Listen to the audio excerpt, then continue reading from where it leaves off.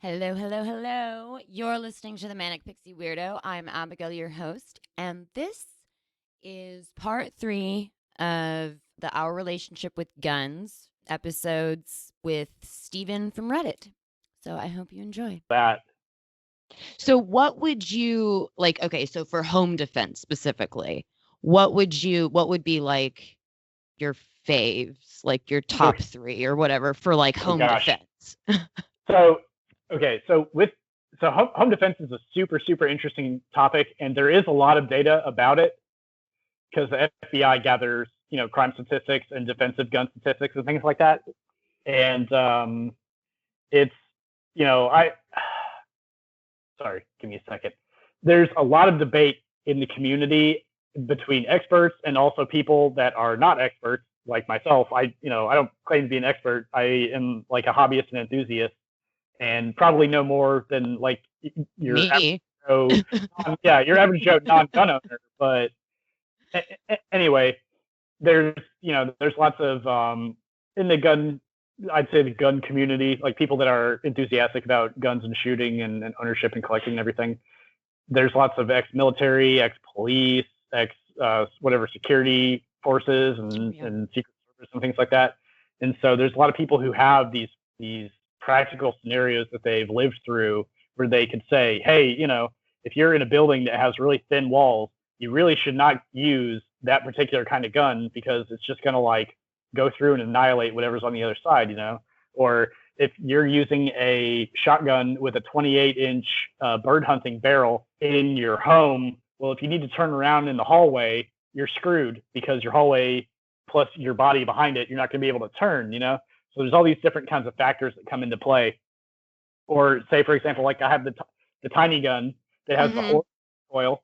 The sights, I don't know if you can see, the sights are about an eighth of an inch high versus on like this kind of gun, we have nearly a quarter inch of sights. That actually looks like almost identical to the one that we have here at the house. So, it's a similar, it's a common form factor because it's a tried and true design. But anyway, so there's all these different things that are objective things, like you don't want a super long barrel, you don't want something that's so powerful. Like imagine a like some kind of hunting round or something that's designed to go like 1,000 meters. Oh yeah. Or you don't want like a 50 caliber sniper rifle or something that like the world record for those guns is like over a mile long for like there's like a Marine guy, I think, who shot somebody from a mile away in the head with one of those, So if you're unless you have like 40 acres or something crazy. Yeah, exactly. You're talking about an engagement distance for home defense of, between like 10 and 30 feet, probably. You don't want to be shooting at somebody who's 100 feet away because that's not really a justified defensive situation. Because if they're 100 feet away, they're probably not a threat to you because they're not, they're not like, unless you have a giant house where you have hallways that are 100 feet long. But, I'm talking about like a normal apartment or suburban home. Right. Yeah. And most of us live in, if you're 100 yards away in a residential neighborhood, like that's probably not your house. So. Yeah. You can't be taking people out like that. So, you have all these things that are objective considerations. You don't want over penetration.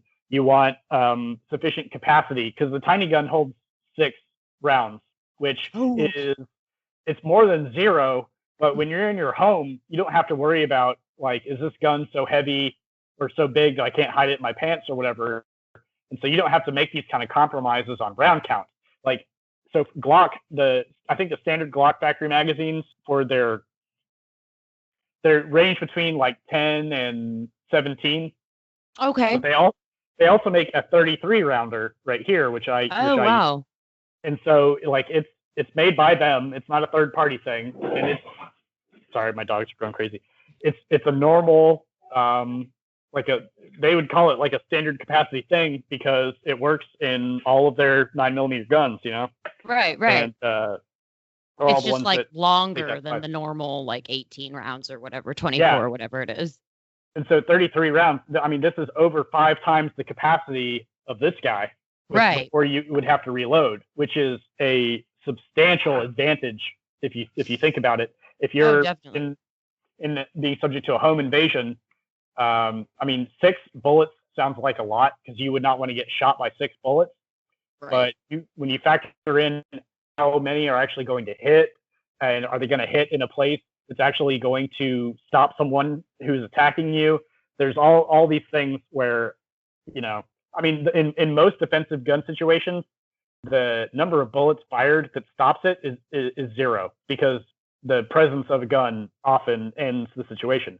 But when bullets are fired, there were statistics gathered from police that showed how many they fired, and on average, it was more than 6.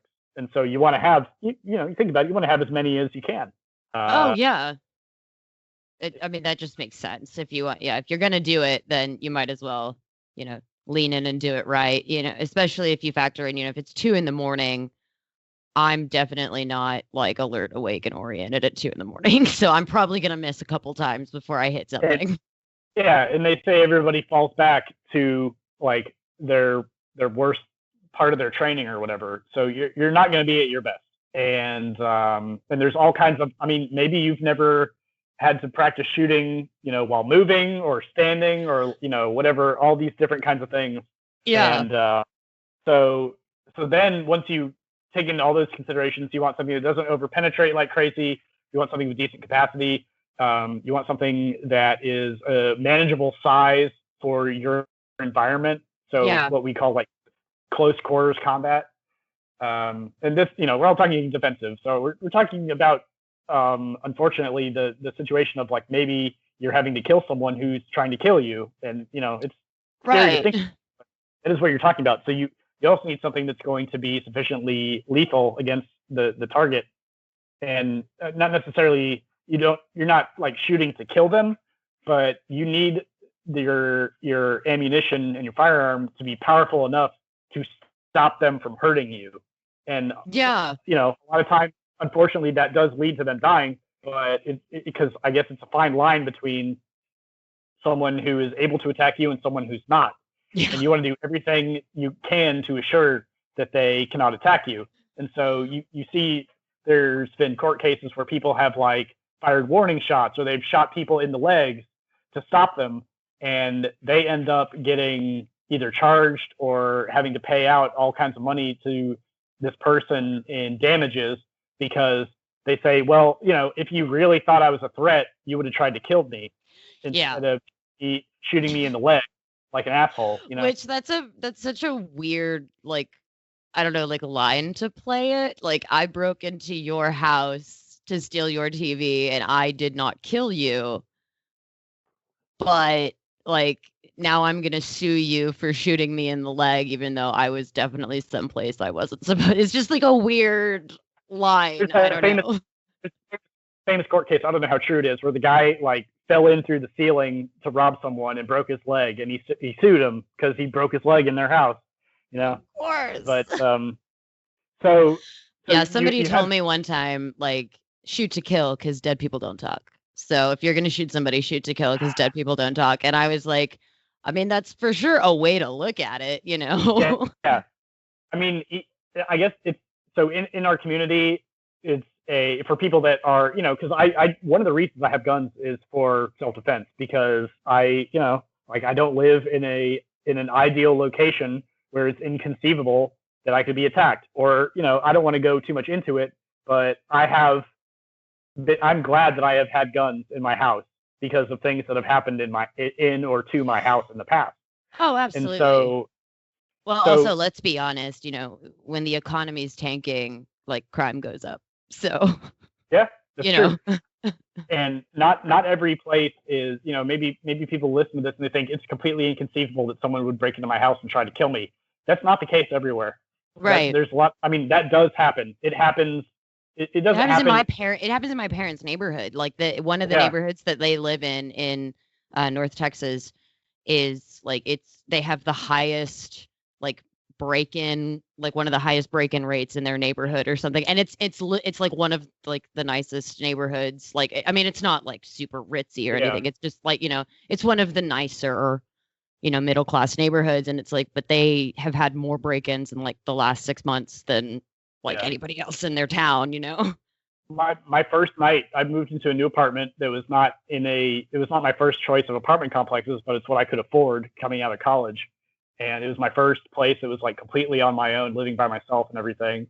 And my girlfriend at the time helped me move in, and she saw that I put my gun in the nightstand, and I'd cocked it so it's ready to go. And she was like, "Is that really necessary? Like, can't we lock that up?" And I'm like, "Hey, you never know."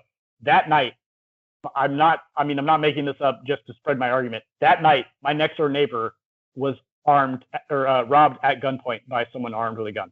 So, I mean, it was welcome to the neighborhood. It could have been me, and I'm glad it wasn't.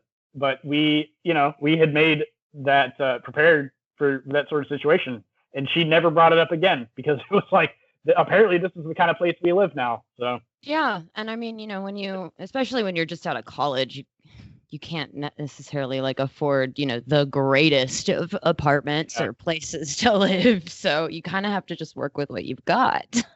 Yeah, but so basically, for your home defense question, the three main schools of thought: your handgun route, your shotgun route, and your rifle route. And I'll go kind of in that order. So, because handguns and shotguns are probably the most common that people would use. We're not talking about like I'm talking more like urban, suburban, and not like super unpopulated areas, because just for like your hobbyists. Yeah. Basically, I'm not talking about like 80, 90-year-old people that have had a shotgun in their closet for 80 or 90 years. Right. And then they're like my grandpa is close to 90, and he has a tiny little 22 revolver that is his home defense gun, because that's the gun he's had his entire life. And it doesn't matter if I point out to him that that's a terrible choice, because for a lot of reasons. But I mean, he's like half blind. He has Parkinson's. He's not strong enough to fire it anymore. But so anyway, so this is the nightstand gun I use. The CZ75 9mm. It has 17 rounds of 9mm, and it has the light, and it also has a fancy schmancy threaded barrel that I can use to attach my silencer / suppressor, is the industry correct term, but silencer is the term everybody knows from movies and TV. And so, but to be clear, it doesn't make it super, like it doesn't make it silence. Like if you shoot that gun, you're still gonna hear something. It's not exactly. The idea behind these is an interesting one, because most people that haven't used one of these would tell you it's probably not something that your average Joe should have. And in fact, they are highly regulated by the government. And I wouldn't say they're like impossibly difficult to get, but they're subject to much stricter regulations than their guns. So yeah, the way my husband described it was like, you have to fill out all these forms. I mean, it's almost like getting a passport. Like it takes that long. Yeah. My background check to get this took 9 months. Oh my God. Well, I mean, I had to pay a $200 tax on it as well, not including the sales tax for it. Just there's a tax you pay to the government to register it. But what it does is very cool. It reduces the decibel output of the sound from the explosion of the bullet. And what it does is it lowers that sound below the threshold that causes you to go deaf. And in guns, we talk about deafness because damage to your ears is cumulative. And so you could have one event that causes your deafness, or you could have 10 small events that cause your deafness. But over time, they add up. And so people typically say, if you're firing a gun indoors, even sometimes one that is suppressed, depending on how effective that suppressor is, you should plan on having permanent hearing damage or total deafness. If you're thinking about firing like a 12-gauge shotgun indoors in a contained environment, you will with certainty experience hearing loss from that, because you don't have time to put on the earmuffs and everything, and it's not, you're trying to hear what's going on. So this is a very, very useful tool for not only a defensive gun user who is trying to preserve their life, but also their hearing.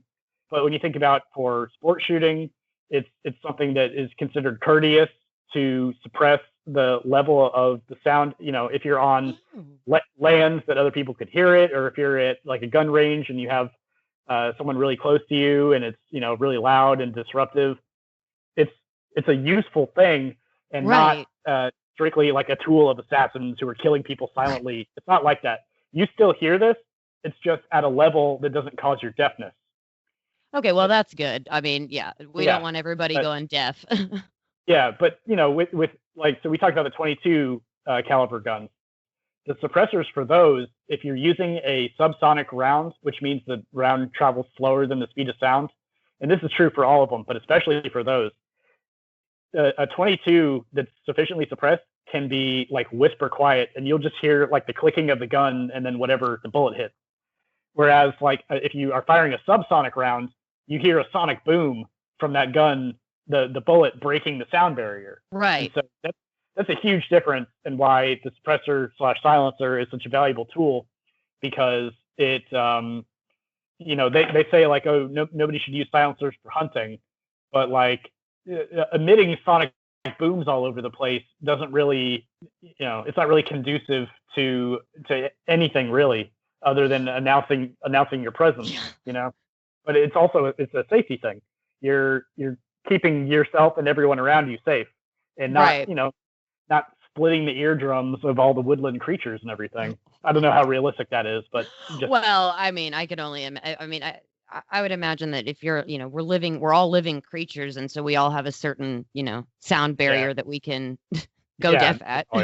I honestly, I just completely pulled that out of my ass. I have no idea if hunting has an adverse effect on the eardrums of wildlife, but hey, maybe it's something we should look into, and silencers should be mandatory. I don't know. I mean, I feel like you have a good case. Like I said, I don't know anything about it, but I would like just for me, it sounds like it would make sense logically that if it can hurt our eardrums, then it can also hurt, the squirrels too. Yeah. So that's your first school of thought. Your handguns. You could use your 33 round Glock magazine, and if you are going that way, you could have a big gun that's relatively heavy if you were to carry it, but when it's in your home, the weight reduces the recoil. Because the lighter the gun, the more energy is transferred directly into you, because less of it is absorbed by the gun, and so it's a lot harder to control. But a big heavy gun, especially with a big heavy silencer on it, the recoil is substantially reduced, and that is something that you want. I mean, definitely in a defensive situation. Oh yeah. And so then we talked about shotgun. So this is my 12 gauge. It's a Mossberg 590. And this is actually it's kind of a military and police type of shotgun. So a normal hunting shotgun will have between like a 3 and 6 round capacity, and these have 8. It can take, you say 8 plus 1, so in the tube and then 1 in the chamber, so 9 total. And then I have the little caddy thing for it, so I have 5 more, and then I have a light on this one as well. And cool. The nice thing about this is, so this one has a 18.5 inch barrel, which is 10 inches shorter than a traditional hunting barrel of 28 inches. So it's a lot more maneuverable, and like in your home type of situation, it does stick out a lot further than the handgun does, but not so far that it's completely unusable. And it's like the nice accuracy thing about, with it. Like, do you have more accuracy with it than you do like with a handgun? Yeah. Okay. You have a lot more accuracy, because the longer the barrel is, that's more time that the bullet has, or not necessarily the bullet, but your load has to. If you think about when you're pointing it, if you're pointing at something with a 1 inch barrel, a 1 degree or difference and a 10 degree or 20 degree difference is only a few millimeters at the end of that, right? Right. But if you have a 30 inch barrel, or in this case 20, if you wanted to be off, if you're off by 5 or 10 degrees, that's a huge difference in your left, or your front hand and your back hand. And so the longer the barrel is, the more easy it is to be accurate. But it's also it's a lot longer. So if you think about like navigating a hallway or doorways and things like that, it's something you have to take into consideration to make sure that you're not going to be in a position where you can't turn around rapidly. Right. Yeah. And then there's also these things of like, how hard is it for someone to take it from you? With the handgun, you can, and I'm not like a self-defense expert, so I'm just kind of like, I don't know, hypothesizing all these things that could happen. But you could like move it to behind you or something. The shotgun, it's big and long, and someone can grab a hold of it. But it does. You can have like the sling and something where it's basically tied to you.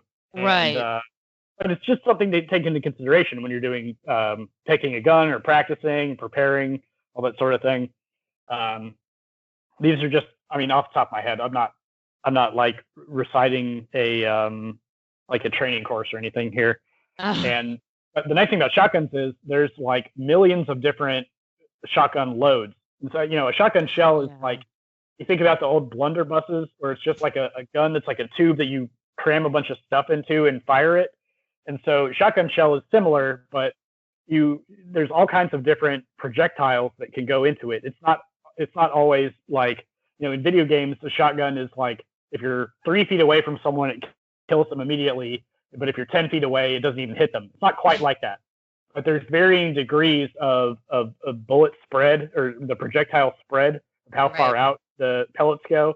And then the weight of them also determines, like, you use a different size pellet to shoot birds versus to shoot bears, Yeah.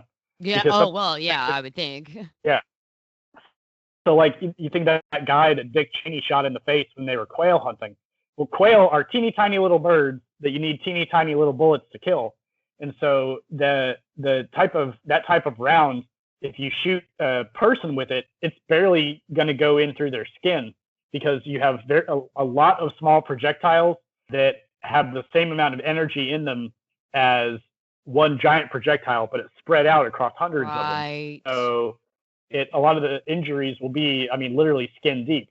And so so even with this kind of gun, you have to think about that if you're going to use it. With handguns, it's a lot simpler. You're either using like hollow point bullets, like we talked about before, or you're not. And that's the big main consideration. With these, you have all the different. There's different loads for every kind of bird, every kind of deer, and so on.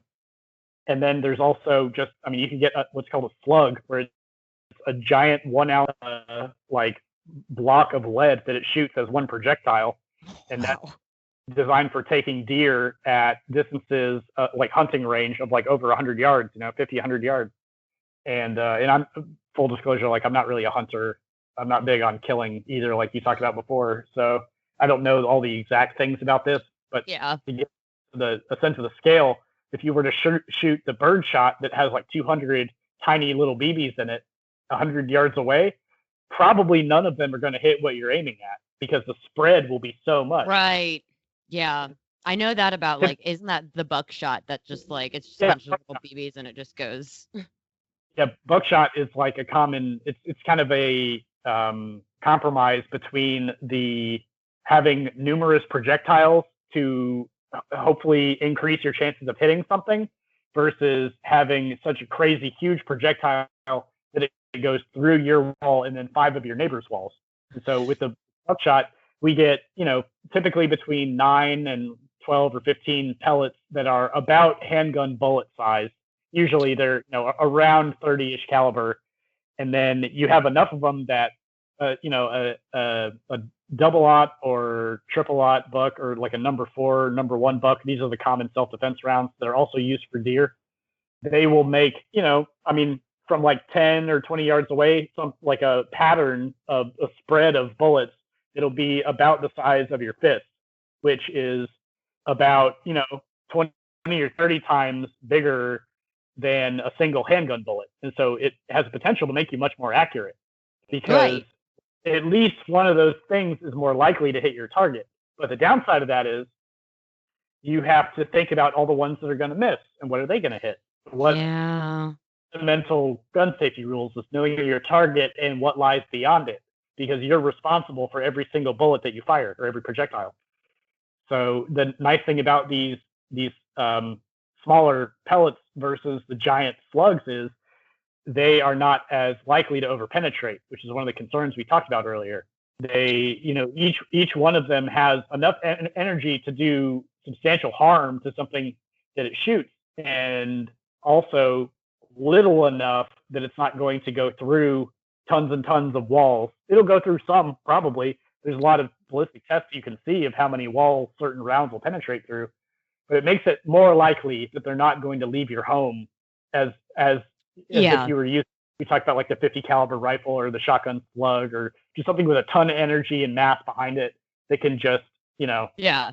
And then it's like, your whole apartment complex is just blown to pieces. Well, not blown to pieces, but like the wall is gone. God forbid your home gets broken into. You successfully defend yourself against an intruder, but you find out that you've inadvertently injured someone in another room or another building or something. That's the main concern with overpenetration, is that kind of, you don't want that collateral damage because you're already up against a steep uphill climb of defending yourself in court for a legal gun use. Right. And then if you accidentally killed someone innocent, in addition to that, you're in very deep crap. So. Oh yeah. Yeah. So that's shotguns. You got all kinds of customization stuff there with the rounds and everything, and that's a debate that will never be settled as for what you should use. There's people that say that you should load your first shell as birdshot, as like a warning, to like you hit them. Yeah, I've heard that. I've heard that where it's like, I've heard first you do like rock salt or whatever, and then you do like bird, and then you do a slug, and then you do then you alternate, and it's just like I don't like I don't know.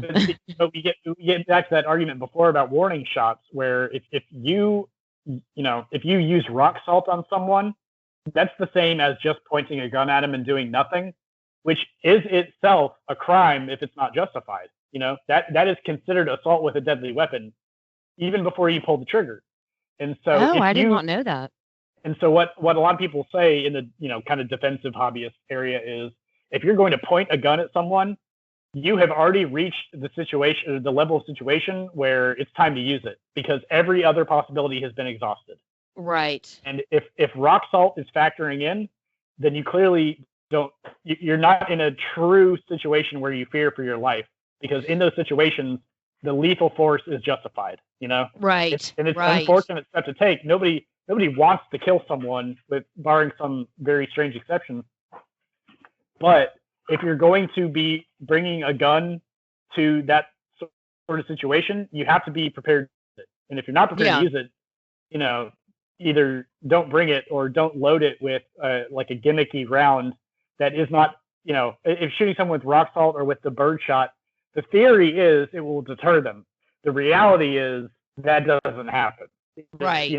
Once the gun is introduced, then there's all sorts of other things that are going to happen. But typically, just having it produced there, like I said before, that's the most common outcome, is that they just leave.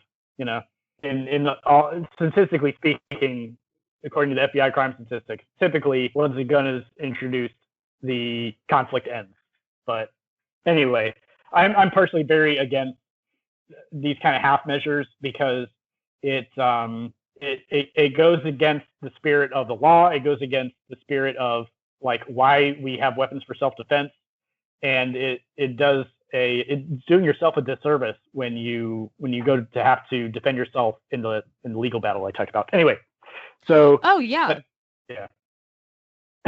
Sorry, go ahead. I know I'm talking your ear off, but no, you're fine. This is get through great. your questions finally. Okay, so what is the ultimate home defense gun? It's one that is compact enough for maneuverability, one that is difficult to be taken away from you, one that allows you to identify your target with lights and everything, one that has sufficient round capacity so that your ammunition is not prematurely exhausted, and one that will not overpenetrate and cause substantial collateral damage. And the weapon you're probably not thinking of right now is the AR-15. And yet it ticks every single one of those boxes.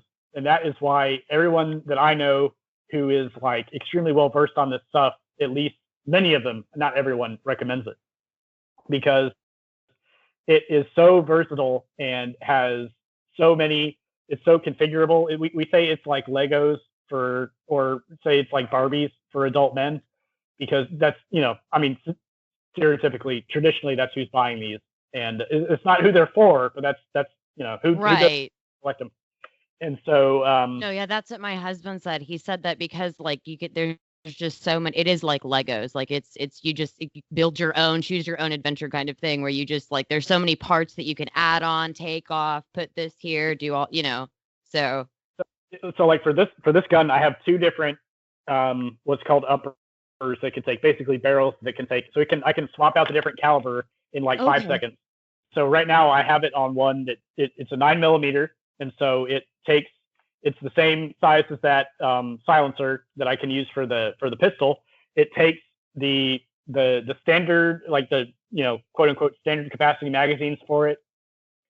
They make 10, 20, 30, and 40 rounds for it, which is pretty great to have. And the 33 round Glock magazine, this gun is actually adapted to take that. Oh, okay, And that's nice. since it's 9mm, every bullet requires like a minimum barrel length for it to be effective or like achieve its ideal ballistics. And so with the 9mm, this barrel is only, I think, 8 inches long, which for a pistol is extremely long compared to most of your longest handguns are only 5 inches, or the tiny one is only a 3-inch barrel. So we have Right. three times that, which means our accuracy is increased, but it's not so crazy long that it's going to be bumping into things like maybe the shotgun would. Now, this is actually another what's called an NFA item. It's registered under the National Firearms Act the same way that the silencer is, and so I had to do a very long background check, pay the $200 and everything to build this gun, because it's called a short barreled rifle. The barrel is under 16 inches, and so it's like the same classification or similar classification as a sawed-off shotgun, where if you cut off the barrel below 16 inches, it's breaking the law, unless you're approved to manufacture it. So, but Is there I mean, a reason that like you have to have? I mean, I don't think it's like necessarily bad, but I just don't know. Like, is there a reason that they have it like so complicated, I guess, where you have to like do all this stuff? What is their reasoning behind it? Like if you can have that, but you can just well, like, go to the yeah, pawn shop and sign 2 pieces of paper, like what's the day? I don't understand what yeah. that. I mean, a lot of it is political.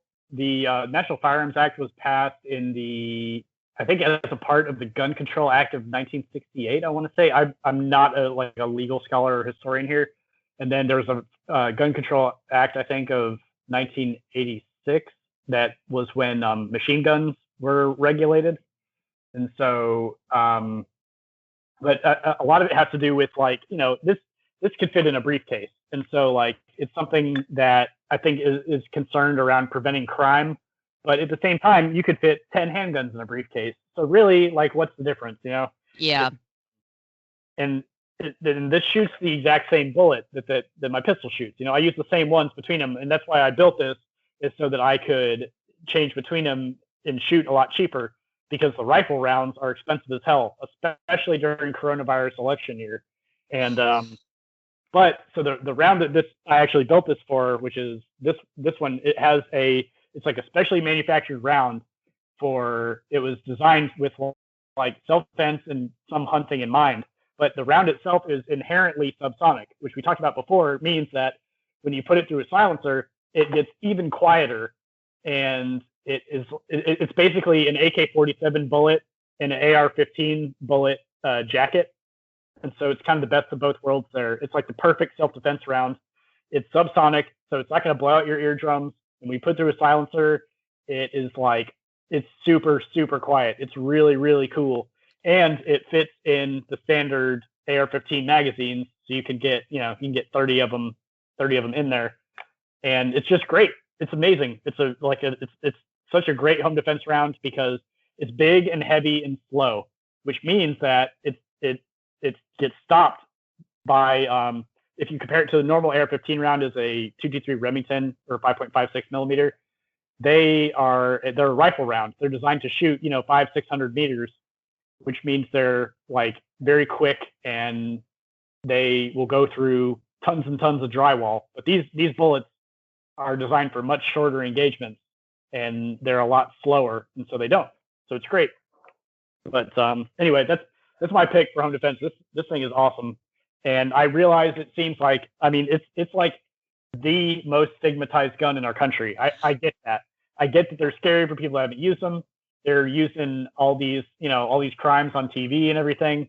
But if you want to defend your home, they are just such a kick-ass option. Okay, so bullets, we talked a little bit about them. What's the deal? Like, do you have a specific company that you like, or do you make your own bullets? I've seen people like on YouTube make their own bullets. I've done. I actually have a YouTube video of me doing that from like years ago, from 2012, the long past. But yeah, it's great. So I mean, I don't have any kind of like bullet loyalty because ever since 2012, and this goes back. I mean, in the past it was similar, but just that's how I've been shooting since like 2011 as like an adult. So I know the prices of things because now I actually pay for them.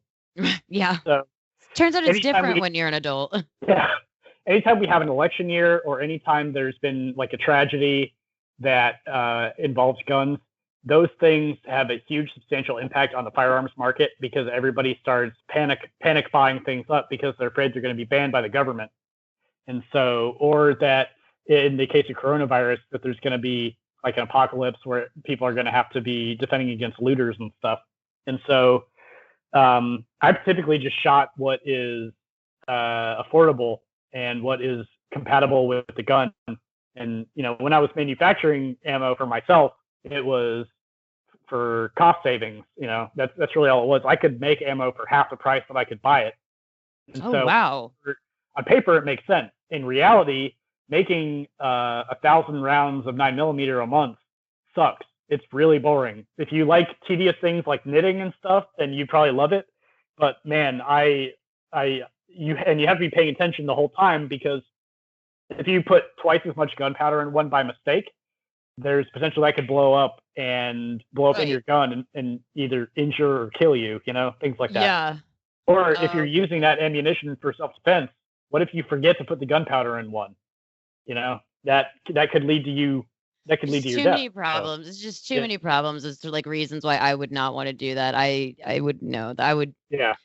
No. So I've seen people do it on YouTube and they look really pretty, but it's just like, wow, I couldn't. It makes sense for a lot of things. It makes sense if you're practicing shooting a lot, or if you're doing shooting sports where your accuracy really, really matters.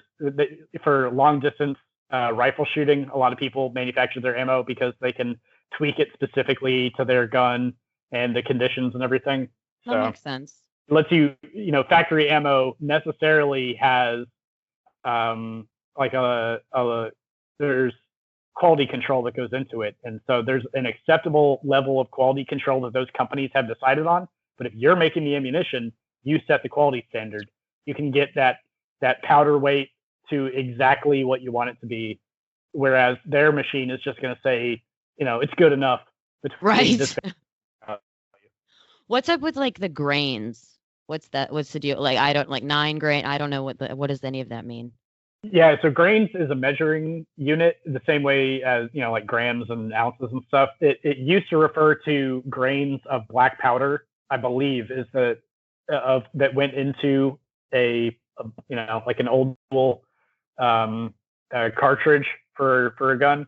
Now we use what's called smokeless powder, which is different from black powder. And people still use black powder for shooting like replicas of like Civil War guns and stuff like that. But for ours, they all use it's a powder that has like a lot less residue and it's more reliable and it's easier to ignite, things like that. So that, you know, there a lot of those old guns, like you would shoot it or you'd try to shoot it and the powder wouldn't light or whatever else. And so grains, although it doesn't mean, you know, so a grain of gunpowder in a modern bullet will not weigh 1 grain anymore. It will weigh like some amount of grains, but the measurement has stayed throughout, you know, just like a relic of like feet, feet was Yeah. like king's feet or whatever. I hear. I don't know if that's Yeah. true. But now, Okay. yeah, it has nothing to do with feet anymore, but we still Yeah. call it. Okay, so one last question and then I'll let you go. I'm sorry I've kept you so long. No, not at all. Not a problem. Okay. Um, okay, so like you just said, like Civil War gun, like if I was gonna be a collector, I am a big history like nerd. I love history. I'm a huge nerd regardless, but I love history, so I would definitely be like one of those like crazy people that like has like a Revolutionary War gun. I would like maybe shoot it like twice and then be like, don't touch it. Like it's just for the Yeah. history of it. Like it's just really pretty. Just don't touch it. I've shot it twice. Um, what would be like if you could have any gun in the world, like what would be like your dream gun, like that Oh that God. you would have, like just for fun to have, like, or even just to like shoot, like even just to shoot, just like once in your life, just to say you've done Yeah. it. Like, what would it be? Yeah. My brothers are in the army, and Well, thank you. they I appreciate they that. show Thank me. you. Oh, what? For your brother. They just tell him Oh, thank you. Thank you for that. I'll think about it. It tends to go to their head. So no, Oh, they're super humble. They hate being thanked, or like if we go out and they're in uniform or something, when they have to be. They don't do it when they don't have to. But they hate all the fanfare and people buying them drinks and desserts and stuff. I don't know. They're like, I think they're exceptionally good soldiers because they're very humble. But anyway, so they show me all the stuff they get to shoot. One of my brothers is a helicopter pilot, and their helicopter has a machine gun and a rocket launcher, and that's just cool as shit, I think. But I so made like a potato gun one time, like when I was a that's kid, cool. but which is sort of like a rocket launcher, but like it's the child's version of it, like it's Yeah. not really. But wow, that would be nuts. So they have a belt-fed machine gun on that sticks out the helicopter, and it's similar. There's a lot of them that are used in the military, and they're kind of like an older design, but they've stuck around. And so they're 50 caliber, and then I think like every third or fourth round in there is a tracer, and so that's where it has a phosphorus tip on it that burns as it goes through the air, and so you see it go almost like a laser from Star Wars or something, so you can see what you're shooting at. I've shot them before from one of mine. You can't buy new ones, but you can get military surplus ones that have supposedly expired, but like a Do lot they of them really though? they Like, do. do Well, they? yeah, because the phosphorus decays, but a lot of them will still go off if they've been preserved somehow or whatever. So you're not supposed to shoot them indoors. There's been a lot of fires. There's one in Texas actually, a really big fire in a gun range because somebody was shooting tracers, and the backstops of gun ranges oftentimes are shredded tires, so it caused this huge fire. I haven't heard about that. I'll go look that up. That's nuts. Yeah, something like that is super cool. Or you've seen like the the mini guns that have like all the rotating barrels and everything. Mhm. I mean, I don't know what circumstances where civilians can shoot these things, but I hope to find one because that would just be cool. There's a lot of them that you can own. Like you can own the miniguns and stuff. It's just you can own machine guns if they've been manufactured before 1986 because that was when that's what the Right. law said. It kind of like it grandfathered them. You can't own any machine gun made after that unless you are like a gun dealer of a certain type. But the problem is, so you have to go through that NFA process where you have like the 9-month background check. Potentially, it could be longer, it could be shorter. You have to go through the really like scrutinized that they look through all your stuff, and you have to pay the $200 stamp. And then since there's no more guns being made since 1986 is over, there's a limited number of them, right? Many of them are lost or destroyed or stolen, and lots of them are in the hands of collectors. And so the prices are crazy, Oh yeah. So like you want to get the fully automatic version of this guy. Back in when I was looking into it, they started at like 20 grand, whereas this gun was like like $600. And the only difference is that one fires lots of bullets at once, whereas this one is one bullet per trigger pull. So yeah, I don't have like just $20,000 just like lying around. no. The cheapest machine guns in so 2011 was like a really economically like viable year for people that were collecting guns, because it was before the it was better than like 2012, because 2012, yeah, 2012, obviously you had President Obama was reelected, and then there was the horrible shooting at Sandy Hook Elementary School, and the two of those happened, I think, within a month of each other, or approximately. And so it was like the firearms market was crazy. It was completely crazy. And I know it seems callous to talk about that in the wake of it, but I have a lot of friends in the industry, and so their businesses were in very, very strange times. And was it just like was it just going through the roof? Like, was everybody just like, did they just not have anything left on the shelves, kind of a thing? Like no more toilet paper kind of situation. Exactly. Imagine the problem with the toilet paper was, once all the inventory is bought up, the manufacturers have to keep up, because they manufacture how much they can sell in a normal time. And so they couldn't keep up with our demand even after all the inventory was gone. And it was the same with guns. The guns, they don't make the same quantity of guns as they do toilet paper. So imagine like, maybe a third or a fourth of the people that are buying toilet paper. That's pretty generous, but so say 10% of the people that are buying toilet paper like crazy, if they're buying guns like crazy, and there's way, way, way fewer guns, that's still tens of millions of people. So anyway, so if you had a gun, you could sell it for anything you wanted. I had a few things that I didn't want anymore, really, and I was trying to buy my first house in 2011 or 2012, sorry.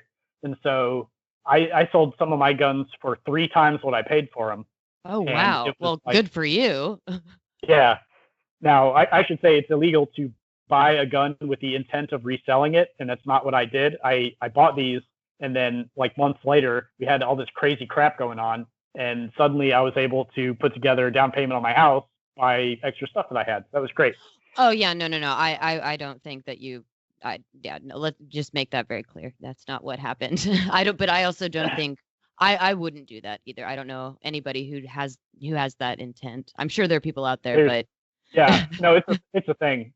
People, with anything that you can buy and sell, people will buy it low and sell it high. And so this is just one of those areas where, it's legal to buy and sell as many guns as you want to a point. I think recently there was some kind of scrutiny that's being put on that. But, as a private citizen, you can buy and sell guns as much as you want. And so there's nothing stopping people from doing it as a business, or there wasn't at the time during this panic. So people did it. Absolutely, they did it. But I'm sure. But yeah, no, that's not what happens. My husband did not buy that gun, and then is like, well, then we should, I'm going to buy this, and then we're going to, no, he was like, no, I bought this and I want to go shoot it. Like, that's what. But so I guess for you, as someone, as we look back on our whole thing here, even with all of these things that I've talked about, your personal experience with guns is what it is. You don't have my experience, you have yours, and yours has had some unfortunate moments where it was frightening for you.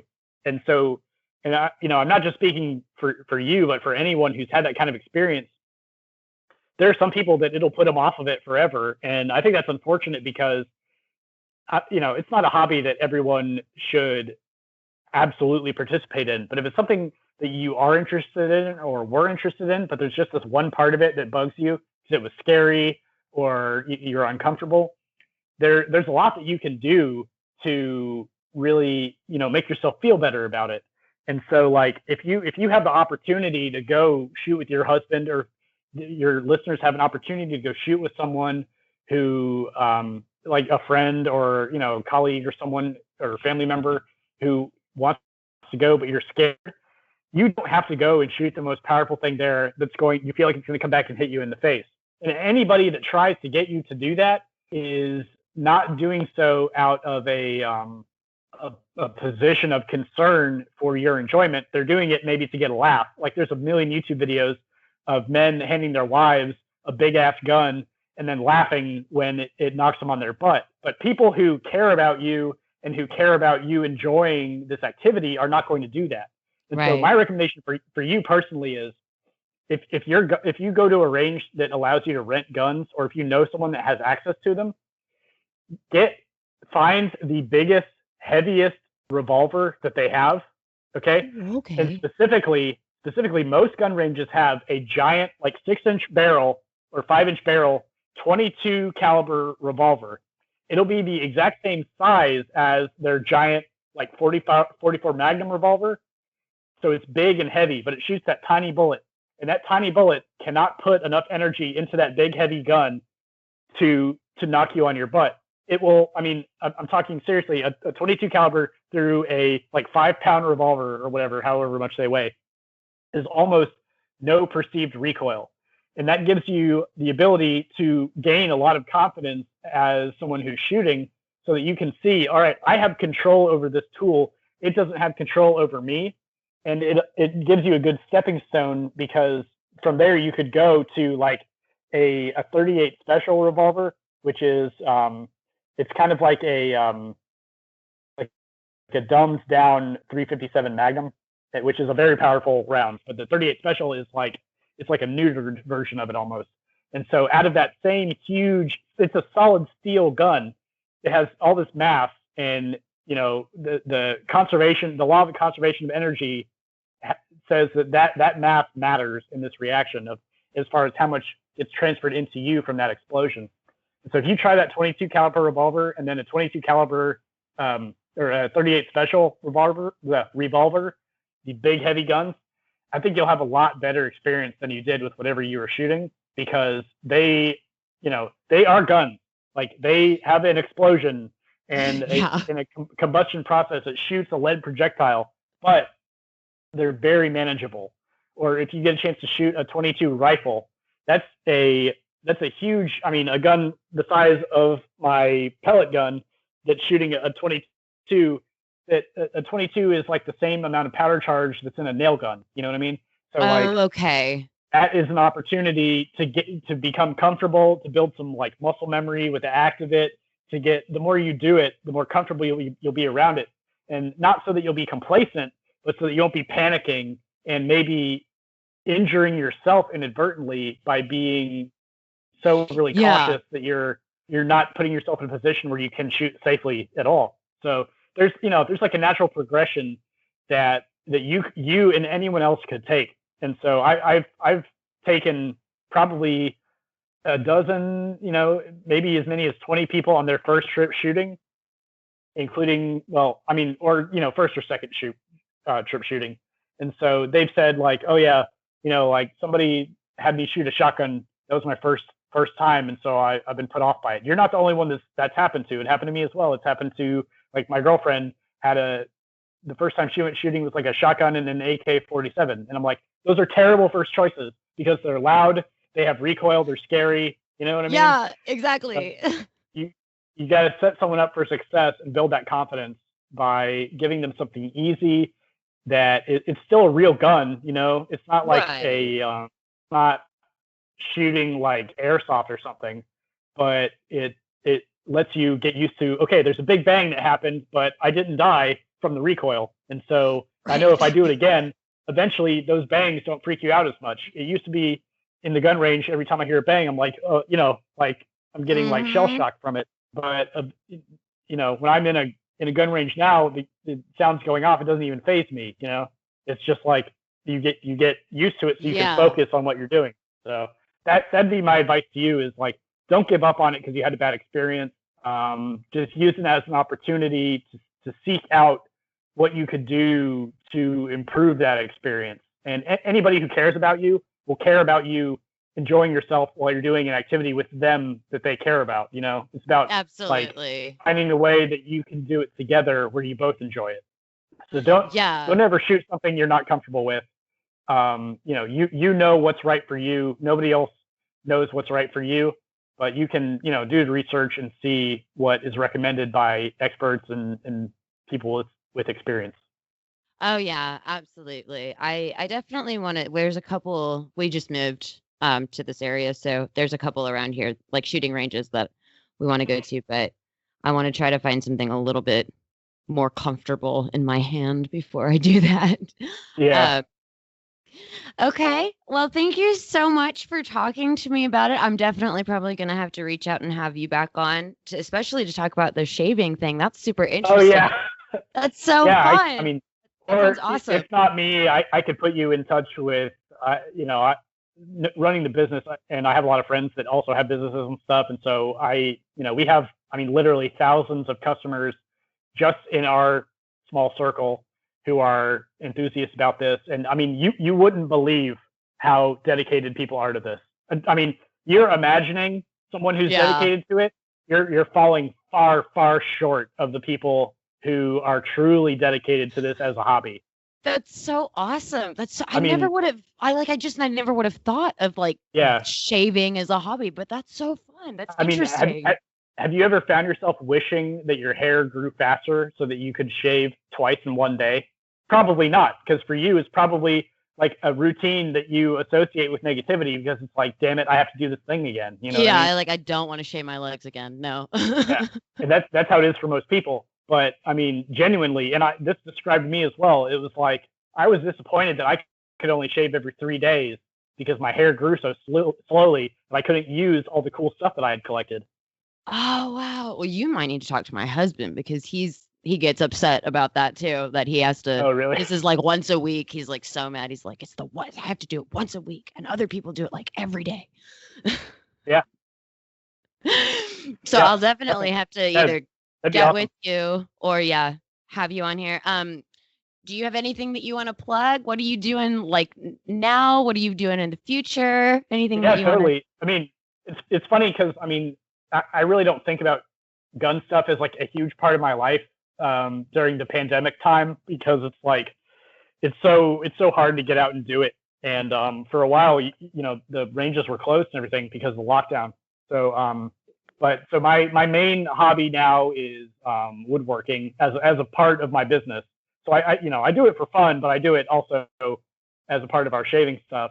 And I've kind of branched out into other things. Right now, I've been really big on making like butcher block cutting boards. So like 2-inch thick end grain of like hardwoods that are just like giant, massive things that can like take a lot of punishment and last a lifetime.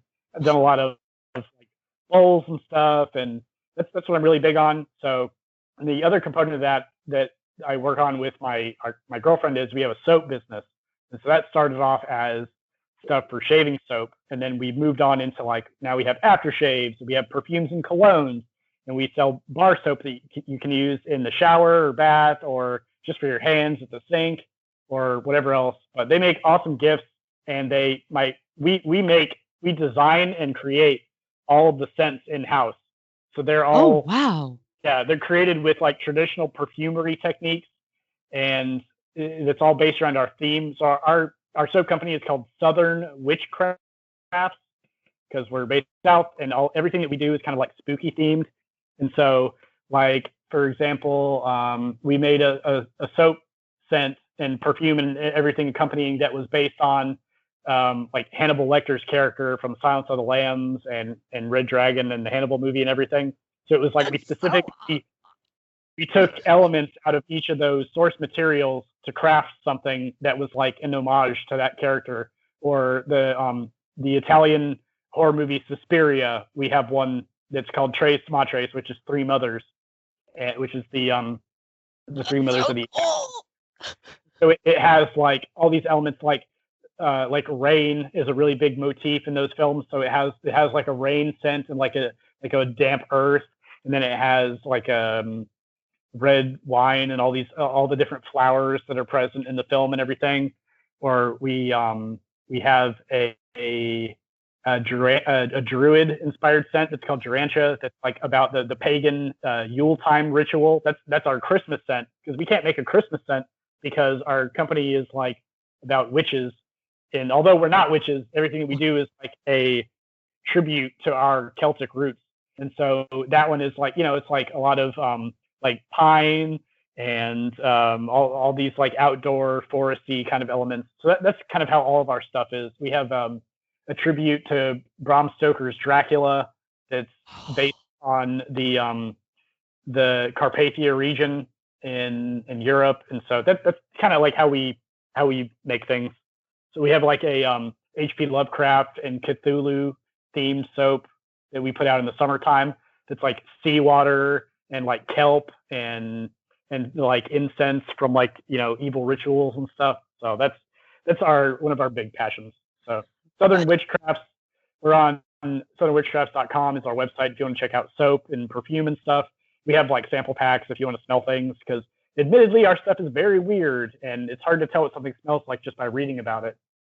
And then if you're interested in like cutting boards or shaving tools, my website and Instagram is Dogwood Handcrafts, named for the dogwood trees of our area.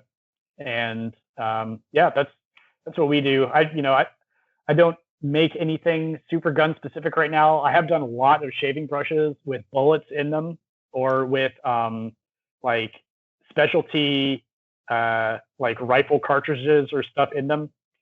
Or if you've ever seen the bullet flowers that people make out of expanded hollow points, I'll put those in a clear shave brush so you can see like the exploded bullet. Oh, that's so cool. Yeah, that's a lot of fun. And I'll do other stuff like shark teeth, or dice, or I have a bunch of meteorites that I put in, and things like that. That's so awesome. Okay, well, thank you so much, Steven. I had a blast. I will have to get you back on, or some of your friends, to talk about the shaving and all the other cool stuff. I will definitely be checking out your website because I love all things wicked. So yeah. If you want to, okay. So thanks everybody. Be kind and stay weird, weirdos. Thank you.